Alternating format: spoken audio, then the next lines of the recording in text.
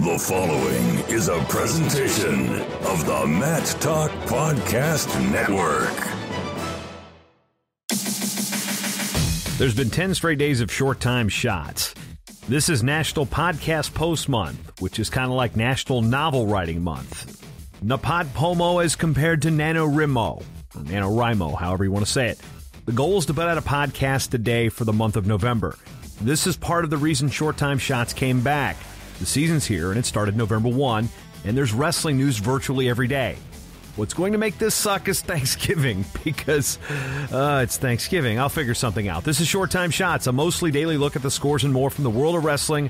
I'm sore from a trampoline park, installing flooring in my new studio, which will be hopefully opening by the time 2020 rolls around. I don't know. It's the money pit, 2 weeks.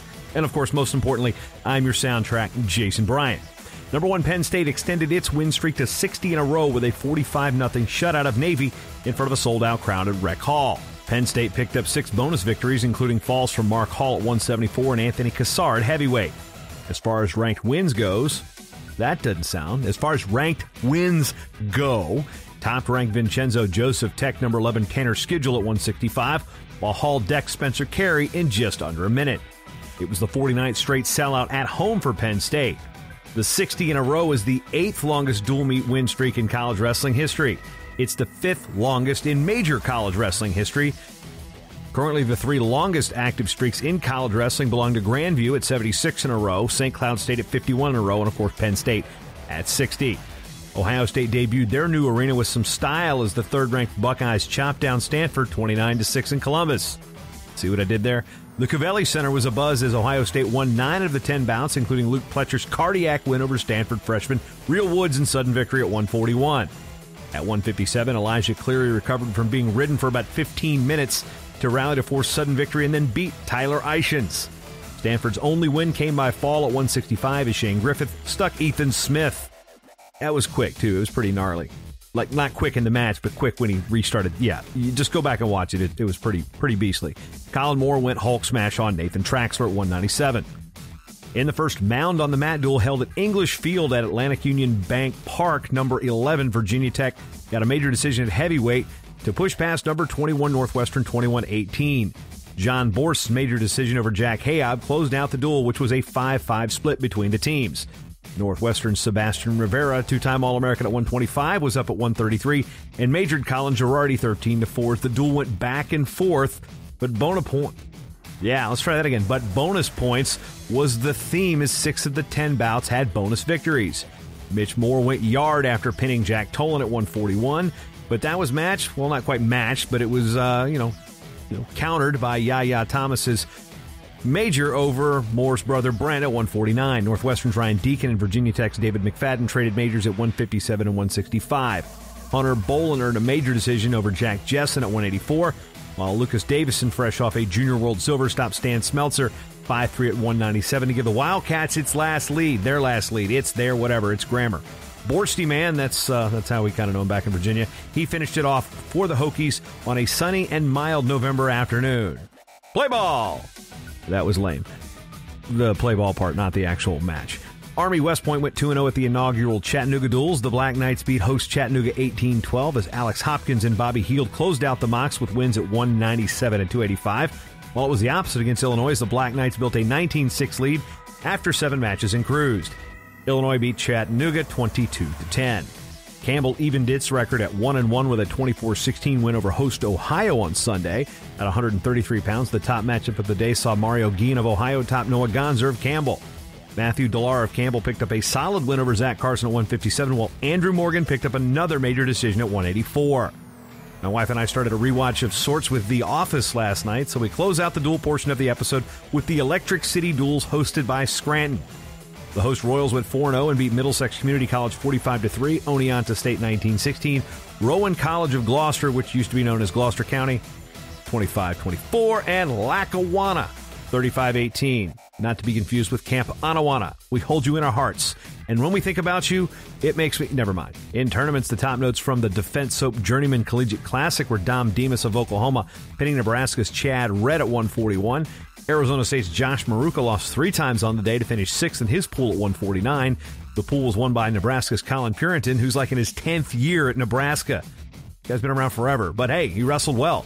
Isaiah White of Nebraska beat Josh Shields of Arizona State 6-1 in a Battle of All-Americans at 165, while All-American Jordan Cutler of Lehigh beat All-American Mikey Labriola of Nebraska 4-1 to claim the title at 174 in Pool A. At 184, it was a late score by returning national champion Zahid Valencia, lifting him to his pool title over Nebraska All-American Taylor Venz. And Utah Valley heavyweight Tate Orndorff probably had the best day, beating All-Americans Tanner Hall of Arizona State, he's also like 50, and Jordan Wood of Lehigh to claim the A bracket at 285 pounds. Sorry, Tanner, you're not 50, but you are old enough to rent a car, as I said yesterday on Short Time Shots. The big result at the Jonathan Kalust Bearcat Open at Binghamton was Lou Dupre of the host squad knocking off All-American Ben Darmstadt of Cornell, who was returning to the mats after a year away due to injury, and coming down a weight in the process. At the Harold Nichols Cyclone Open, 9 of the 10 titles were won by athletes from schools in the state of Iowa. This is strictly the Open division, not the freshman-sophomore division. The Iowa State had 4 champs, as did UNI. Grandview had an individual champion, and all of that from the Open division, as I said. The one non-Iowa school to pick up a title was Drew Sharonbrock at 157. He's from Wisconsin. Among the better finals, Northern Iowa's Max Thompson knocked off Iowa State's Jarrett Dagan 12-7 at 149 in a battle of All-Americans, while Bryce Steyert's move up to 174 has been so far so good for UNI. Steyert beat Marcus Coleman of Iowa State 6-0 in the finals there.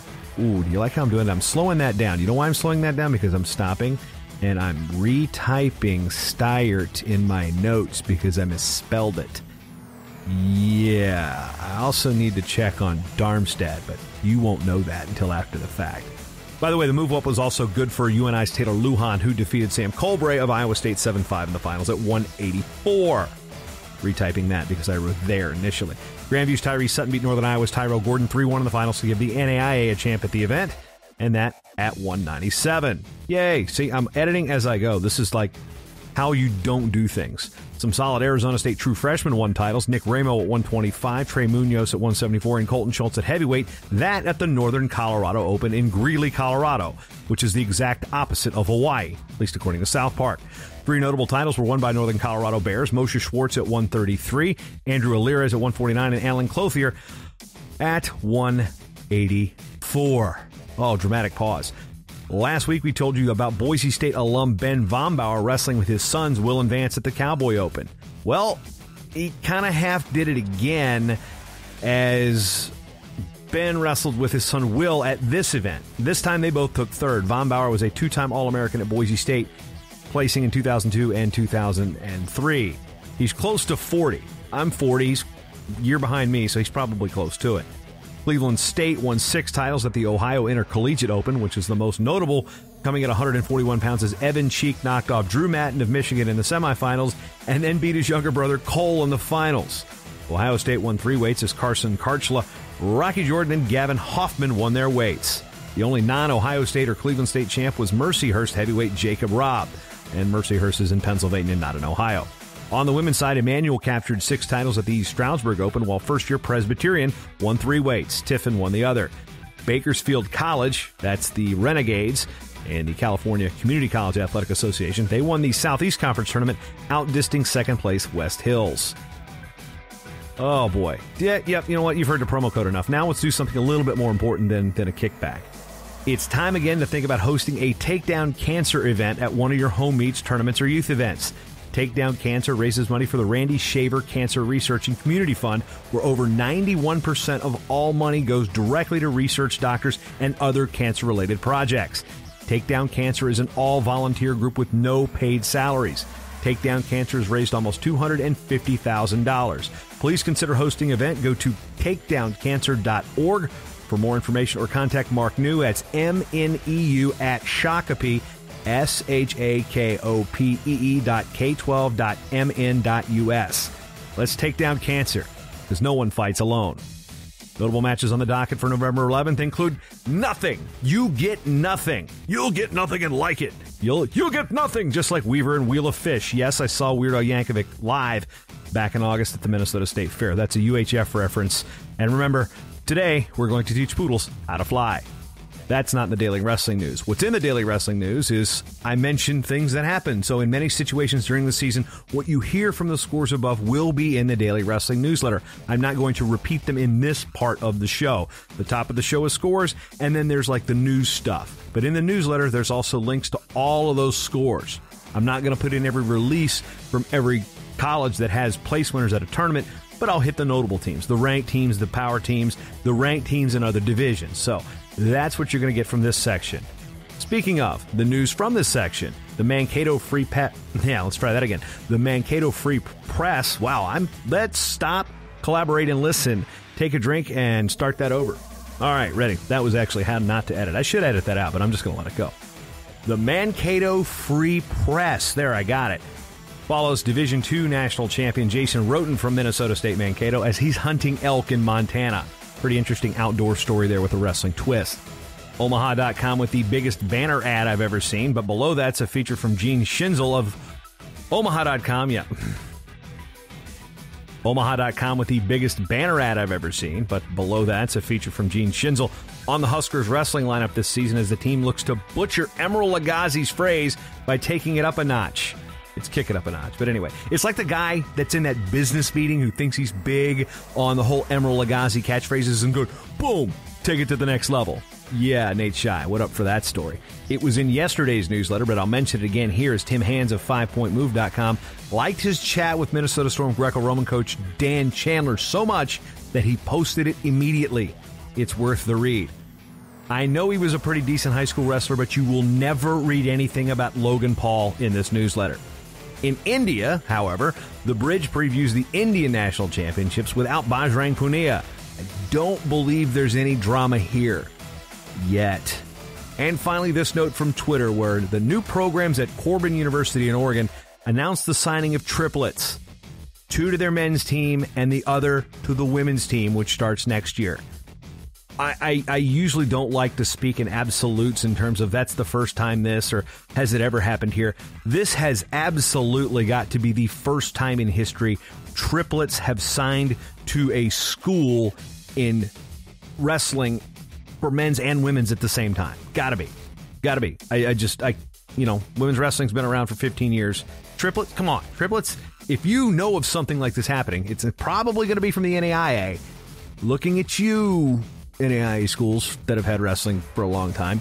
If this has ever happened, let me know. Jason at BryantWrestling.com, because I gotta believe this is the first time it's ever happened in wrestling history. I did do a story on triplets from Indiana who I believe went to Muskegon Community College to wrestle. They were the Dibbards. Anyway, you can get to read those stories and more, probably without me stammering over myself, from Matt Talk Online's daily wrestling newsletter. Sign up for free at MattTalkOnline.com/news and get the day's top wrestling stories from around the world delivered to your inbox for free every single morning. The Matt Talk Online daily wrestling newsletter is sponsored by Resolite. If you'd like to support the show and all of the on-demand offerings and free newsletters and historical research, and you like pint glasses and compound gear, you can support this program by making a small monthly contribution or a one-time donation at MattTalkOnline.com/join the team. You can use Venmo, you can use PayPal, you can use Patreon, you can use Buy Me a Coffee. Yeah, that's a new one. BuyMeACoffee.com/MattTalk. Just buy me a coffee. That's simple. So, that's all I've got for you today. A hastily edited Sunday evening. I want to get back to the office and building my my studio here. I'm working on some flooring that I got to put in, and it's dusty down there, and I got no power yet. Well, I've got power. I just don't have any. I don't have any lights. The electrician hasn't come in yet, but ain't nobody got time for that. But you know what you do have time? You've always got time for short time. I'm 40 now. I'm gonna have dad jokes for the rest of this podcast network's lifespan.